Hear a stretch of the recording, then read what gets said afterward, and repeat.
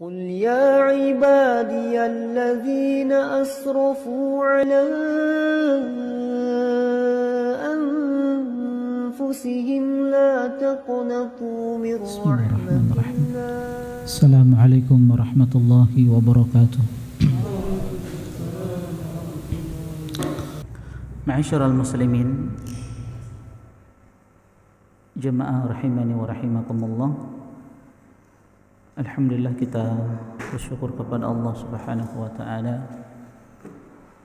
di tempat yang penuh dengan keberkahan ini, di hari yang kata Nabi sallallahu alaihi wasallam khairu yaumin tala'at alaihi syams yaumul jum'ah. Sebaik-baik hari di mana matahari terbit padanya adalah hari Jumat. Karena pada hari Jumat itu khuliqa Adam, bapak kita Nabiullah Adam alaihissalam diciptakan. Pada hari itu pula beliau alaihissalam dikeluarkan dari surga.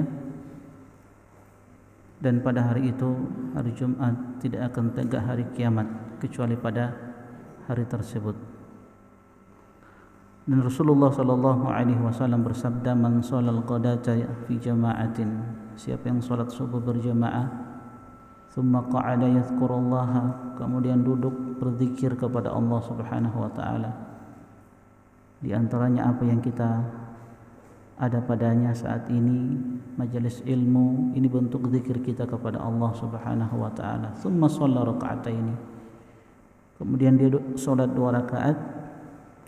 Maka Nabi sallallahu alaihi wasallam memberikan balasannya, kanat lahu ka ajri hajatin wa umrah.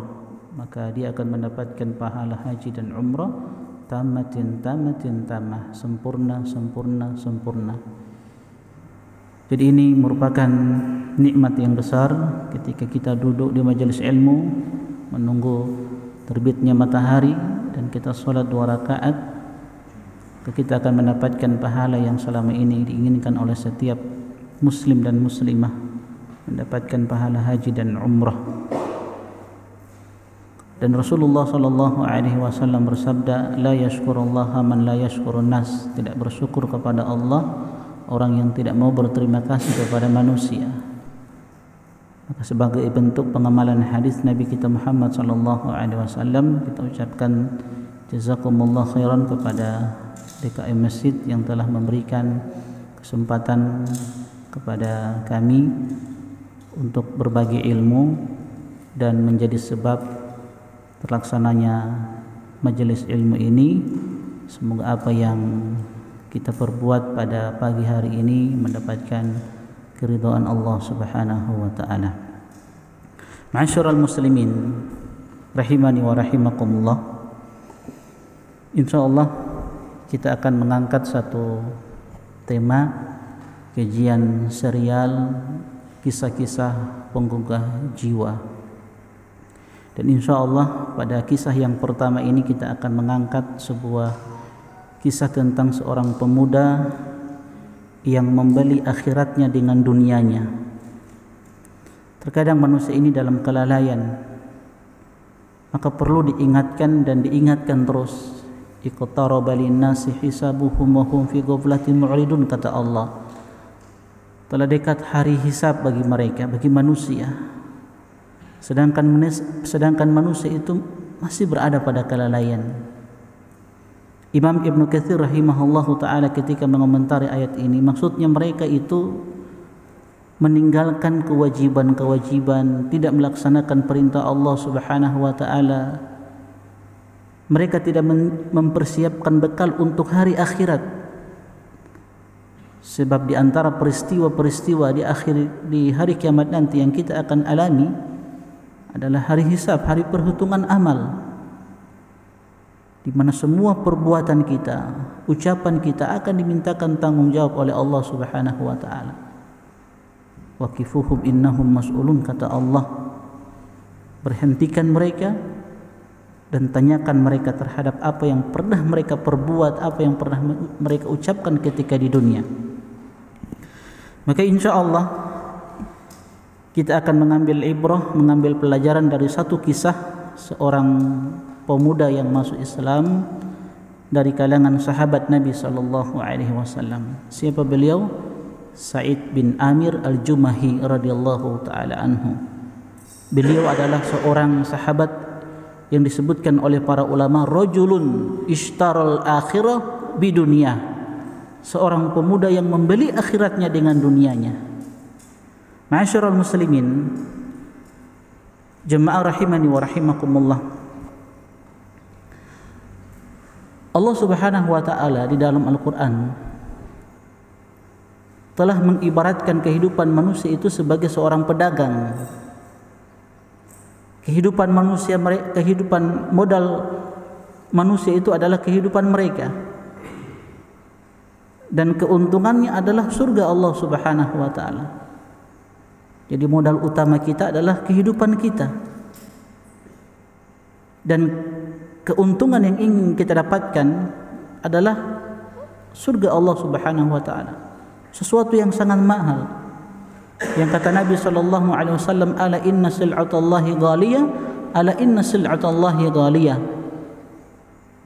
ala wahya al-jannah. Ketahuilah bahwasanya barang dagangan Allah itu sangat mahal.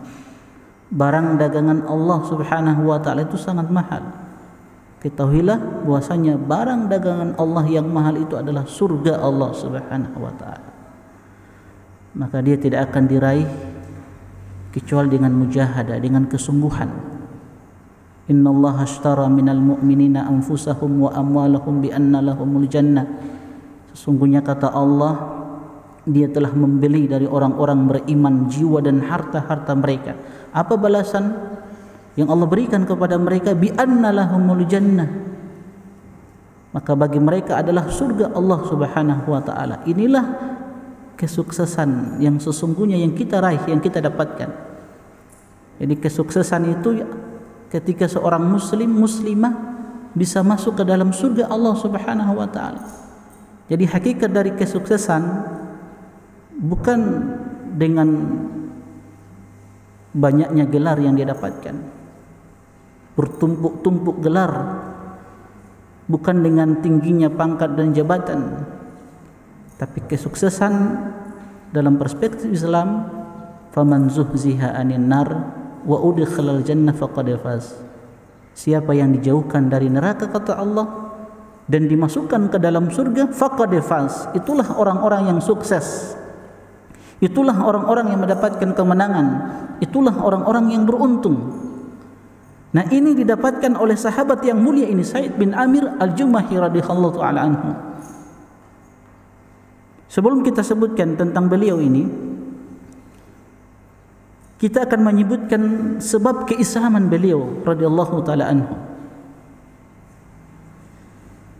Keislaman beliau ini berangkat dari penyiksaan terhadap seorang sahabat yang bernama Khubayb bin Adi radhiyallahu taala anhu.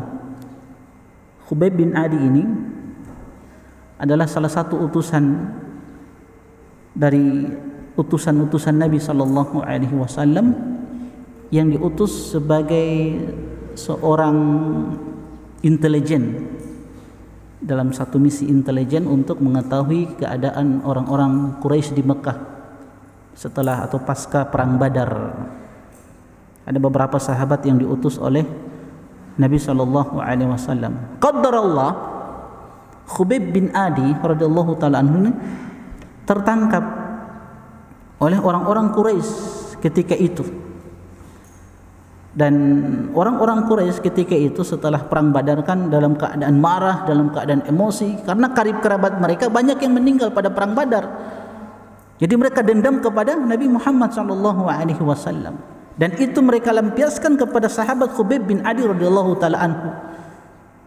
Sehingga petinggi-petinggi Quraisy ketika itu mengumpulkan semua masyarakat Mekah, dan mereka membawa Khubayb, menyiksa Khubayb di luar kota Mekah yang bernama Tan'im.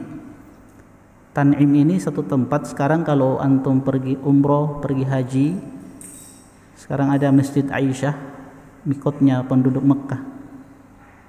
Antum kalau pergi haji atau pergi umroh, kalau ingin mengambil mikot, kalau antum sudah berada di Mekah, itu antum mengambil mikotnya dari Tan'im. ada Masjid Aisyah radhiyallahu taala anha, karena itu di luar tanah haram, itu tanah halal. Tan'im itu tanah halal. Jadi ketika ingin ambil miqat bagi penduduk Mekah, dia harus keluar tanah halal, tidak bisa mengambil miqat dari tanah haram, harus keluar dulu. Makanya di miqat di Tan'im ini, di Masjid Aisyah radhiyallahu taala anha. Nah, mereka kumpulkan semua masyarakat Mekah. Nah, di antaranya yang hadir ketika itu pas sahabat Sa'id bin Amir Al-Jumahi radhiyallahu taala anhu. Karena ketika itu beliau belum masuk Islam, masih dalam keadaan musyrik. Pas di hadapan beliau, Khubayb itu disiksa, disaksikan oleh Sa'id bin Amir dengan kedua mata kepala beliau radhiyallahu taala anhu. Bagaimana orang-orang Quraisy menyiksa Khubayb bin Adi radhiyallahu taala anhu. Sebelum mereka bunuh Khubayb bin Adi, Khubayb pernah meminta kepada orang-orang Quraisy, "Da'uni an usalli rak'ataini." Sebelum kalian membunuh diriku, izinkan aku untuk sholat 2 rakaat. Maka orang-orang Quraisy pun memberikan izin kepada Khubayb bin Adi untuk sholat 2 rakaat. Dan itu disaksikan oleh siapa? Oleh Sa'id dalam keadaan musyrik ketika itu. Sehingga beliau ta'ajub dengan Khubayb bin Adi yang melihat solatnya yang luar biasa, sempurna, khusyuknya luar biasa. Maka jamaah sekalian, rahimani wa rahimakumullah, dalam keadaan solat ini, setelah beliau solat 2 rakaat, maka Khubayb berkata kepada orang-orang Quraisy, wallahi laula anta dhunnu anni ataltu salata jaz'an minal mauti lastakthartu minas salati.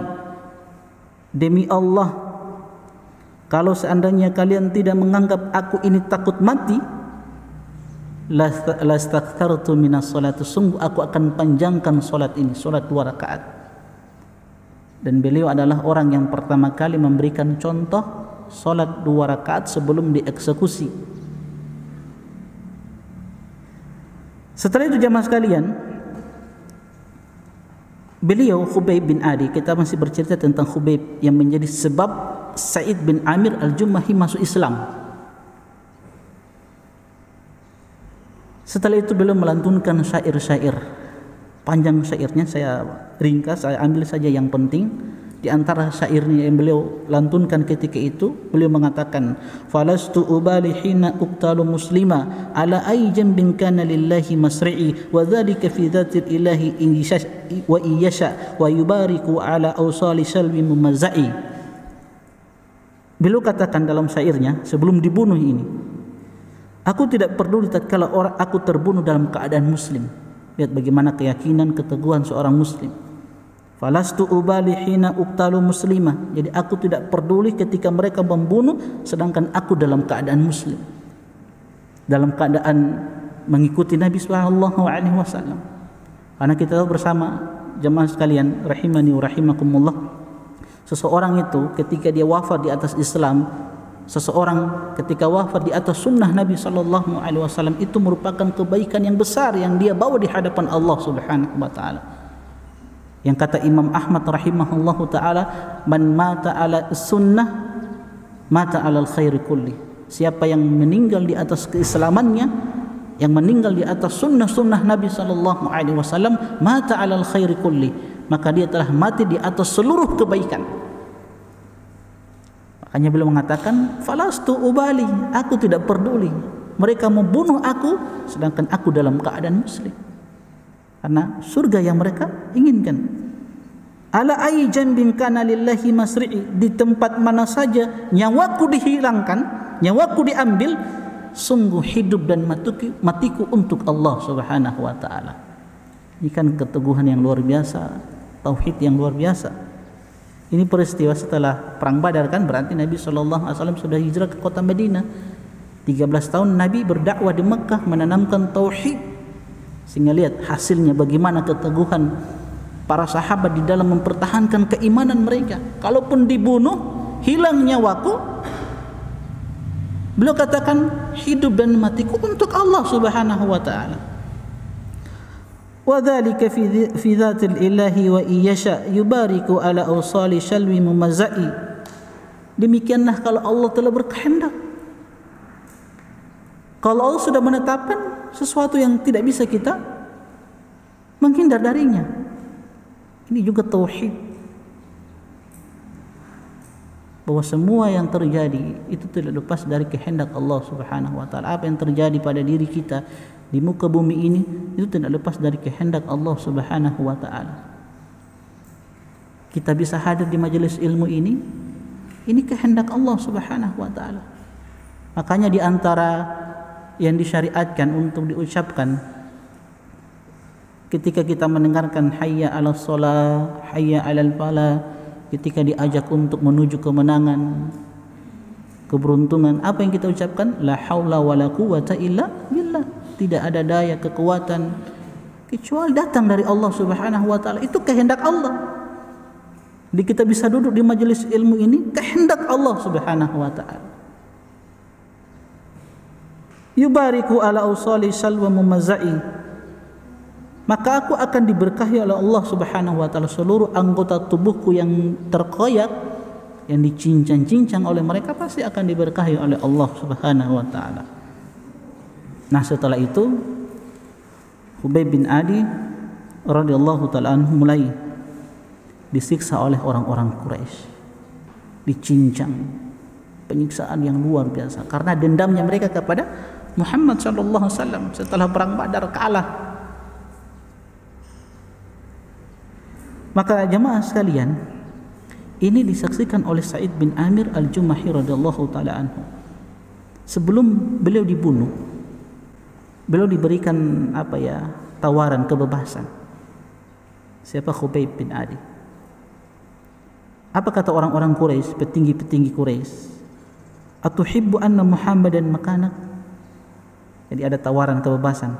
Kita mau lepas Anda, tapi Anda mau Muhammad, orang yang engkau yakini sebagai seorang nabi, membawa kebaikan, menggantikan posisimu di tempat ini?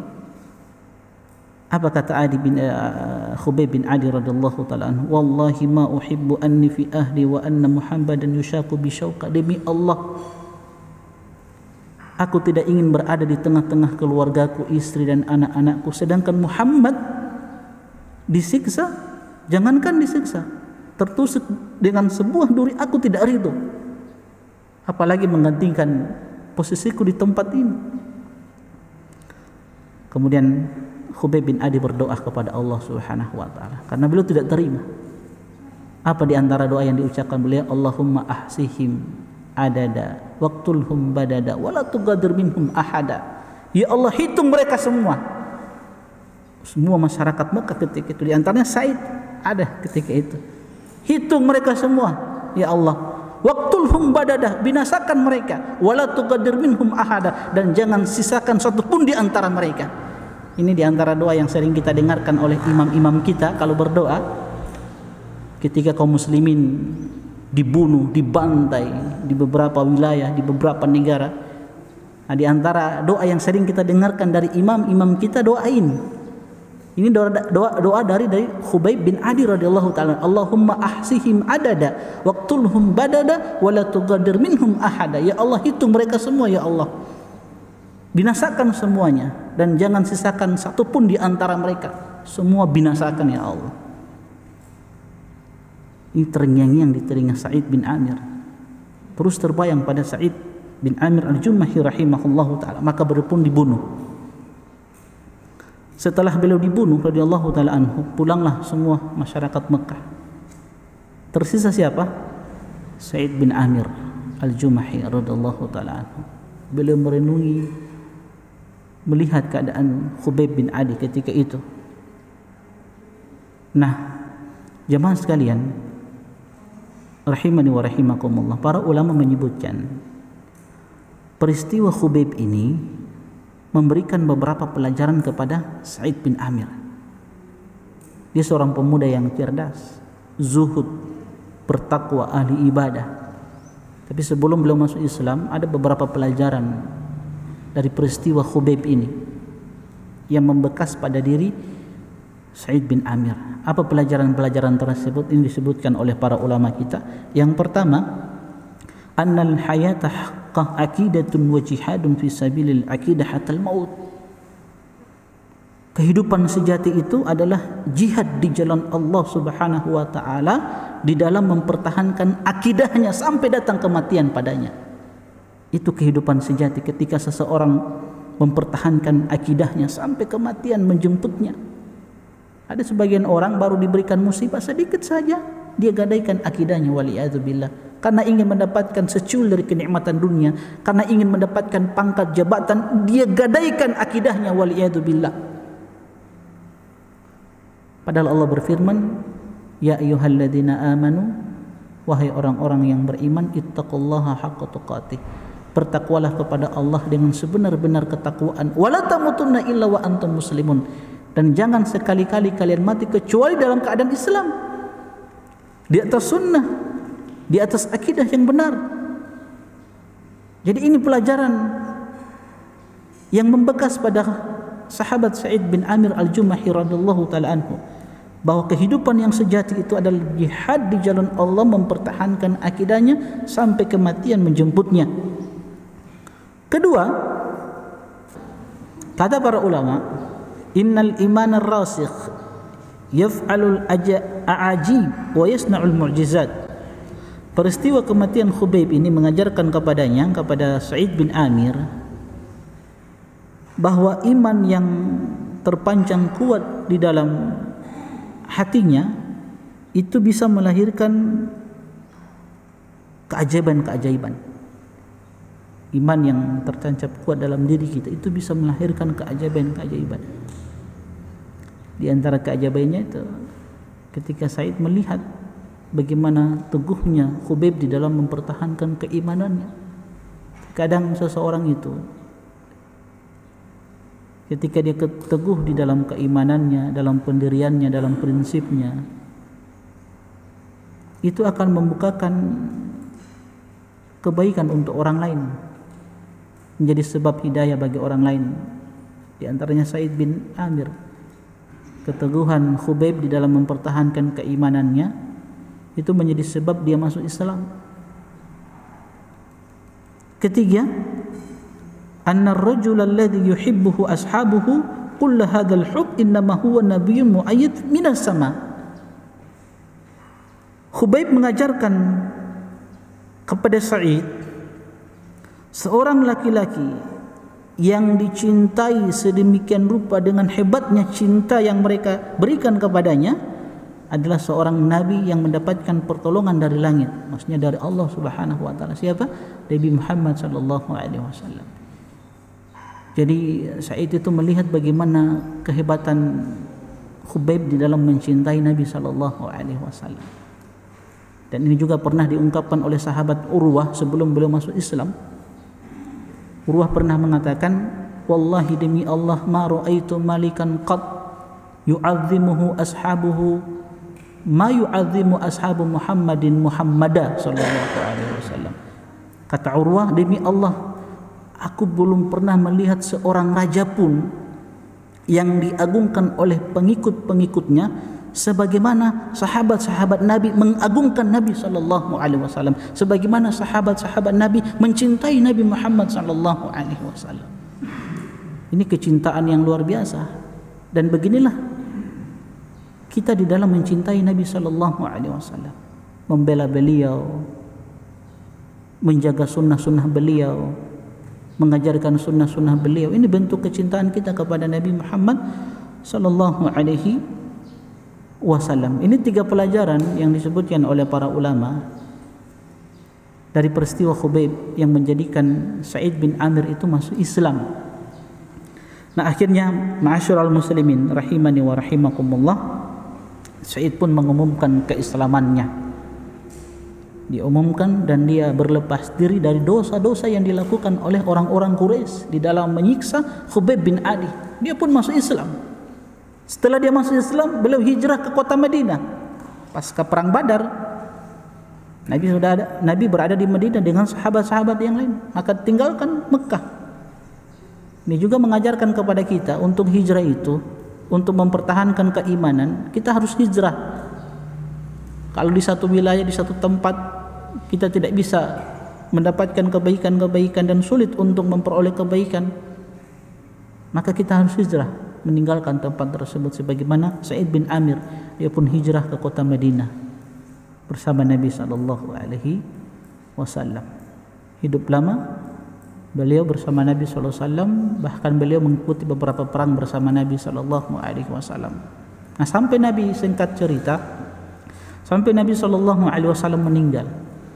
Jadi semua perang yang diikuti oleh Nabi itu diikuti oleh Sa'id bin Amir Al-Jumahi radhiyallahu taala anhu. Setelah Nabi sallallahu alaihi wasallam meninggal, maka dua khalifah setelah Nabi, Abu Bakar dan Umar, itu sangat-sangat tahu tentang Sa'id bin Amir.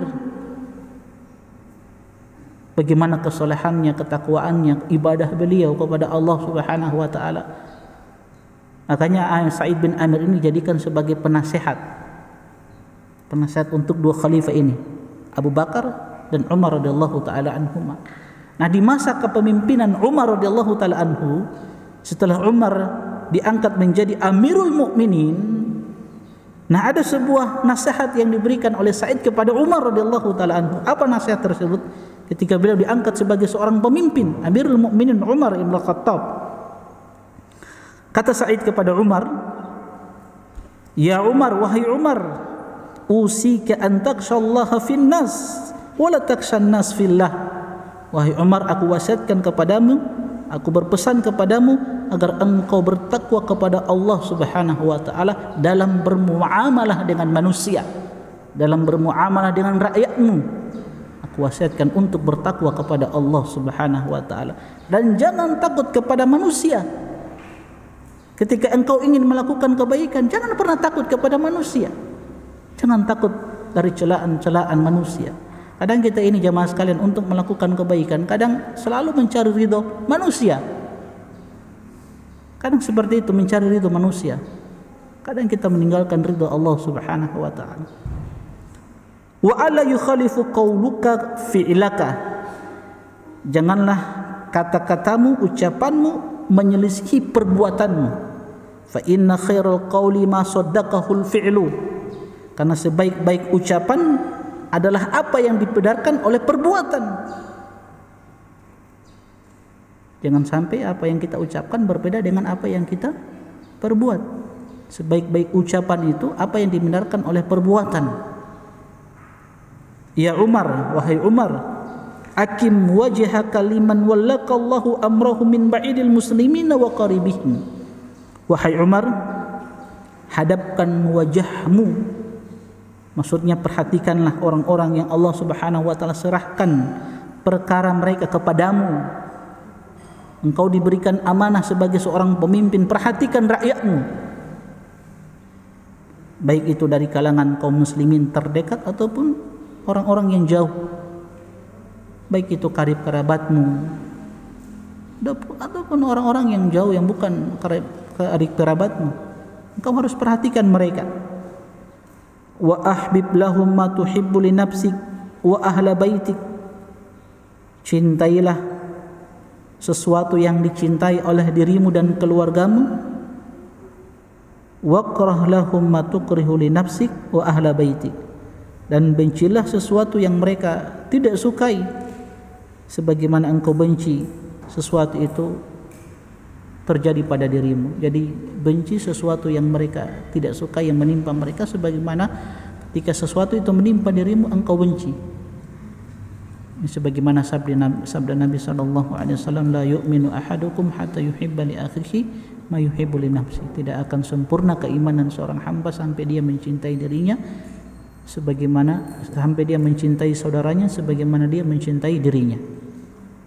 Kemudian waqdul ghamarati ilal haq wa la takhafillahi laumata laim. Hadapilah kesulitan-kesulitan untuk mendapatkan kebenaran dan jangan pernah takut celaan dari orang-orang yang mencela ketika engkau berbuat baik, engkau melakukan ketaatan kepada Allah Subhanahu wa taala. Nah, setelah Umar mendengarkan wasiat Sa'id bin Amir ini, apa kata Umar? Wa man yastati'u dzalika ya Sa'id? Siapa yang bisa melakukan wasiatmu ini wahai Sa'id? Ini wasiat luar biasa, kata Umar. Apa kata Sa'id? Yastati'uhu rajulun mithlak mimman wallahumullahu amra ummati Muhammadin sallallahu alaihi wasallam wa laisa bainahu wa bainallahi ahad.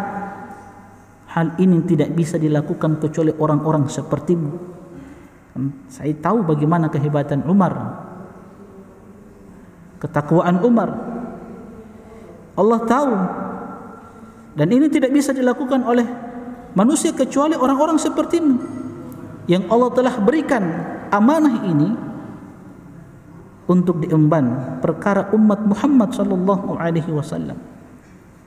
Apa kata Umar?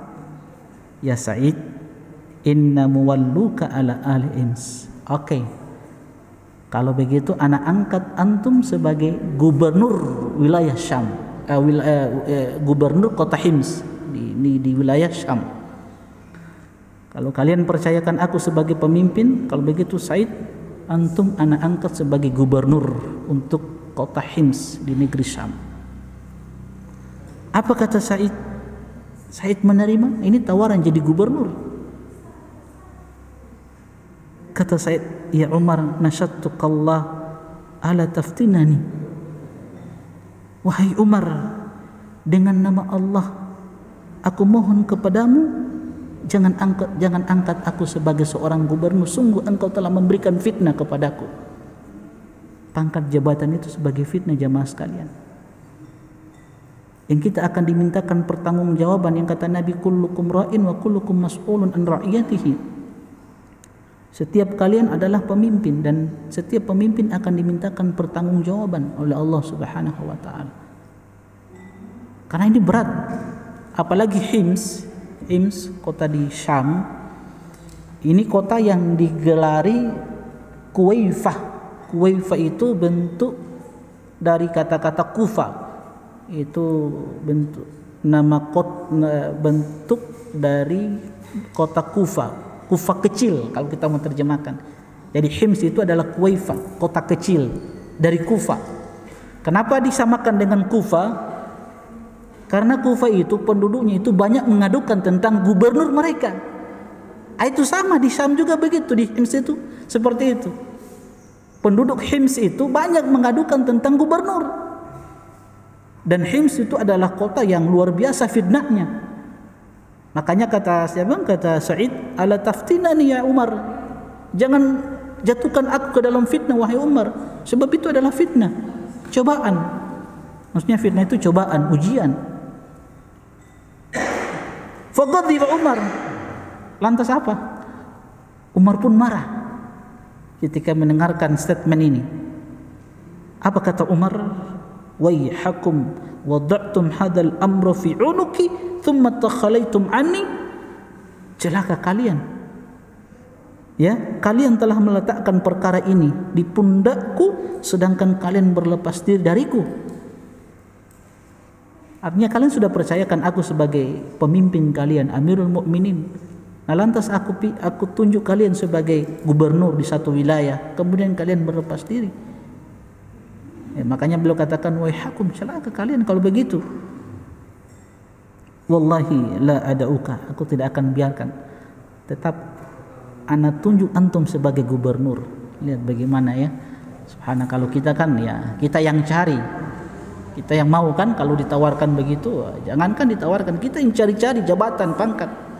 Padahal itu amanah besar. Kalau kita bisa memberikan, kita bisa melaksanakan amanah itu yang dibebankan oleh Allah Subhanahu wa taala, balasannya kan surga. Antum tahu kan peristiwa di akhirat itu, ketika manusia mendapatkan kesulitan yang dahsyat, yang luar biasa, kan ada orang-orang yang mendapatkan naungan dari naungan Allah Subhanahu wa taala. Sab'atun yudhilluhumullahu fi dhilli yauma la dhilla illa dhilluh. Ada 7 golongan manusia kan? Di antara 7 golongan itu apa kata Nabi? Yang pertama kali siapa? Al-imamul adil, pemimpin yang adil. Pemimpin yang adil, kalau dia adil. Kalau tidak, ya masuk neraka. Makanya Nabi mengatakan ahlul jannah thalatha, ahlun nar khamsah. penduduk surga itu sifatnya ada 3, sedangkan neraka 5 sifatnya. Yang pertama kali Nabi sebutkan salah satu sifat penduduk surga itu dzu sultanin muqsitun mutasaddiqun muwaffaqun. Seorang pemimpin yang mendapatkan taufik dari Allah Subhanahu wa taala, yang mendapatkan petunjuk hidayah, yang dia senantiasa berlaku adil, mutasaddiqun, yang senantiasa bersedekah untuk rakyatnya. Itu salah satu sifat penduduk surga. Tapi penduduk neraka di antara sifatnya yang 5 ini, al-khain, la yakhfa alaihi tam'un, seorang yang berkhianat.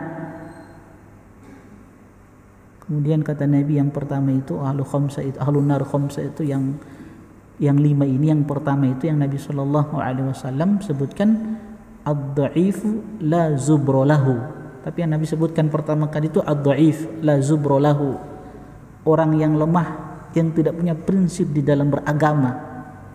Itu sifat penduduk neraka yang pertama yang Nabi sebutkan, ad-dha'if alladzi la zubra lahu. Zubra itu orang yang tidak punya prinsip, orang yang tidak teguh, yang tidak kuat di dalam membela agamanya. Itu zubra namanya. Orang yang lemah akalnya, yang tidak mau menjaga keimanannya, tidak mau belajar. Tapi kita lanjutkan.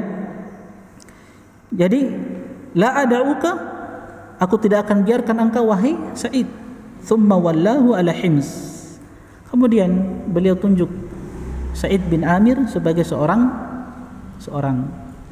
pemimpin, sebagai seorang gubernur di kota Hims di wilayah Syam. Tapi akhirnya Sa'id bin Amir menerima tawaran dari Umar ibn Khattab untuk menjadi seorang gubernur di Hims di wilayah Syam. Pergilah beliau ke Hims. Tidak lama beliau menjadi seorang gubernur. Maka Amirul Mukminin Umar bin Khattab didatangi oleh beberapa delegasi utusan dari Hims. Yang ini merupakan orang-orang kepercayaan siapa? Umar. Maka Umar berkata kepada mereka, kalau ada delegasi dari Hims datang kepada Umar, pasti ada ada masalah kan? Ada yang mereka mau adukan. Maka kata Umar radhiyallahu taala anhu, "Uktubu li asma' fuqara'ikum hatta asudda hajatahu." Kalau begitu tuliskan di satu lembar nama-nama orang miskin di antara kalian, supaya aku bisa berikan harta kepada mereka untuk menutupi kehidupan mereka. Farafa'u kitaban fa idza fihi fulan bin fulan wa Sa'id bin Amir. Ketika mereka tulis di satu lembaran nama-nama orang miskin di antara mereka, fulan bin fulan, fulan bin fulan, fulan bin fulan. Nah, ternyata ada Sa'id bin Amir. Ada nama Sa'id bin Amir. Maka Umar bin Khattab bertanya, "Wa man Sa'id bin Amir?" Siapa Sa'id bin Amir ini? Maka kata mereka, "Qalu amiruna, gubernur kami." Qala amirukum fakir, gubernur kalian miskin. Umar kan ta'ajub, heran. Qalu na'am, iya. Wallahi innahu la yamurru alaihi al-ayyam at-tiwal wa la yuqadu fi baitihi nar. Hari demi hari berlalu, kami tidak dapati asap di dapur mereka, di dapur beliau. Tidak ada api yang menyala di dapur beliau, di rumah beliau. Kalau kita alhamdulillah ya, insyaallah, maksudnya kita sekarang alhamdulillah kan setahun, 2 tahun, 3 tahun api di rumah kita mungkin tidak ada, nggak ada asapnya kan, karena kita kan sekarang pakai kompor gas ya, tidak ada asapnya. Tapi setiap hari kita makan. Ini waktu-waktu berlalu yang panjang, tapi kami tidak mendapatkan ada asap di dapurnya. Apa kata Umar? Fabaka. Umar pun menangis. Hatta balalat dumu'ahu lihiyatahu. Saking beliau menangis itu sampai air mata beliau itu membasahi jenggotnya yang tebal radhiyallahu taala anhu. Thumma amada ila alfi dinarin faja'alaha fi suratin. Lalu Umar membawakan satu kantong yang berisi 1000 dinar. 1000 dinar ya, dinar itu kan keping emas. Kalau perak apa ya? Ya, fiddah. Kan begitu. Kira-kira 1 dinar berapa ya sekarang? Ya, taruhlah 1000 dinar itu ya 2M lebih lah. Jadi 2M lebih itu ditaruh di kantong, di satu kantong. Lantas Umar mengatakan, iqra'u alaihi salam minni, sampaikan salamku kepada gubernur kalian. Wa qulu lahu, katakan kepadanya, ba'atha ilaika amirul mu'minin bihadzal mal litasta'ina bihi ala qada'i hajatika. Katakan kepada gubernur kalian, ini dari amirul mu'minin, Umar mengutusku untuk memberikan harta ini kepadamu wahai gubernur, untuk menutupi kehidupanmu. Nah, jemaah sekalian, setelah utusan ini, delegasi ini datang, tiba di Hims, sampailah mereka di rumah siapa? Sa'id bin Amir al-Jumahi radhiyallahu taala anhu. Maka pesan Umar, satu kantong ini yang berisi 1000 dinar keping emas itu diberikan kepada Sa'id. Kantong yang berisi 1000 dinar keping emas itu diletakkan di hadapan Sa'id. Coba kira-kira bagaimana perasaan antum? 2M lebih diberikan oleh presiden, Amirul Mukminin kan, kalau kita presiden lah. 2M lebih diletakkan di hadapan antum sebagai hadiah dari pemimpin kalian. Senang? Senangnya luar biasa. Tapi apa kata Sa'id bin Amir? Inna lillahi wa inna ilaihi raji'un. Ini kan musibah, kalimatul istirja'. Apapun musibah itu, kita ucapkan inna lillahi wa inna ilaihi raji'un. Bukan hanya pada kematian diucapkan kalimat istirja'in, inna lillahi wa inna ilaihi raji'un. Musibah apapun, bahkan mungkin musibah yang menimpa agama kita, akhirat kita, ucapkan kalimat ini, inna lillahi wa inna ilaihi raji'un.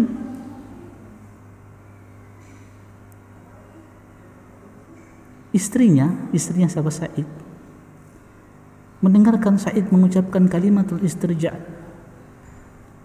Lantas istrinya bertanya, masya'nuk, apa yang terjadi wahai suamiku?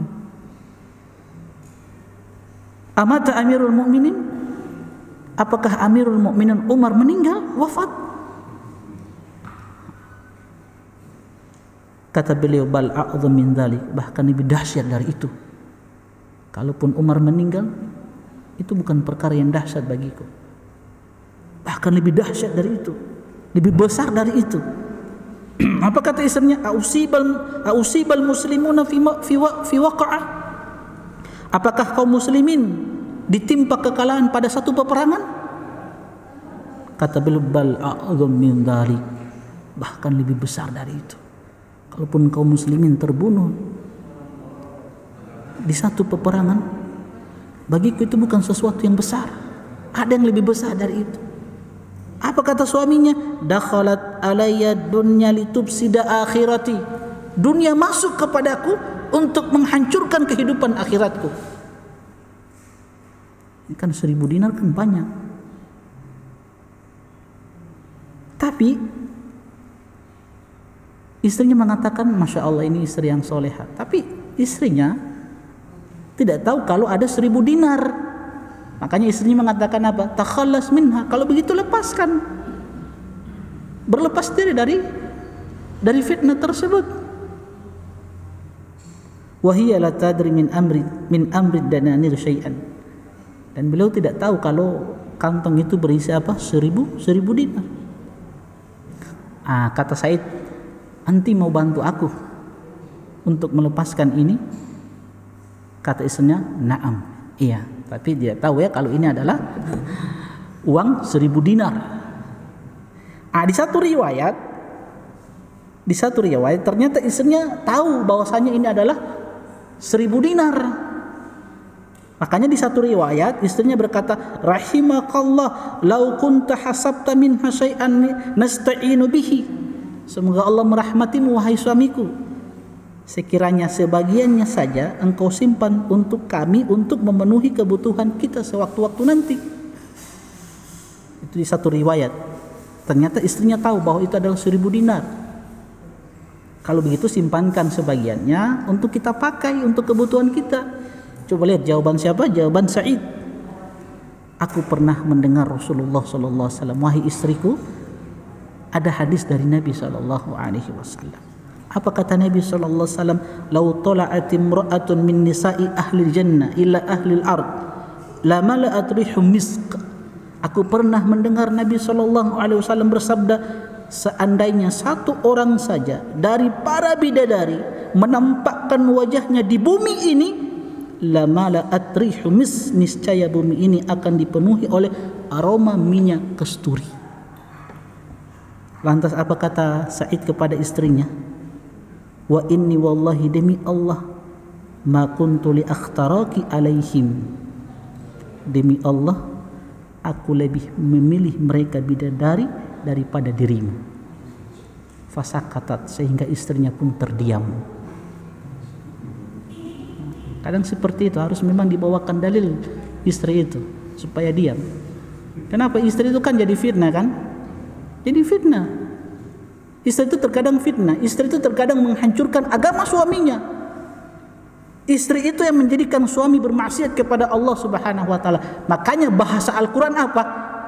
Ya ayyuhalladzina amanu, wahai orang-orang yang beriman, inna min azwajikum wa auladikum aduwwan lakum fahdharuhum.